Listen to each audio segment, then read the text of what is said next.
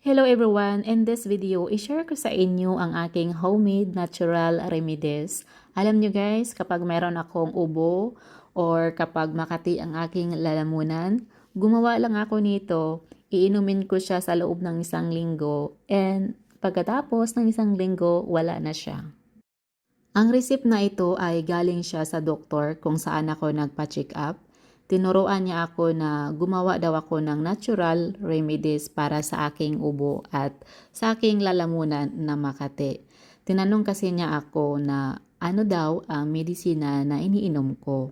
So sinabi ko sa kanya na umiinom ako ng syrup, bumili ako sa pharmacy. So sabi niya, tigilan mo yung syrup kung hindi pa natanggal or nawala yung ubo mo.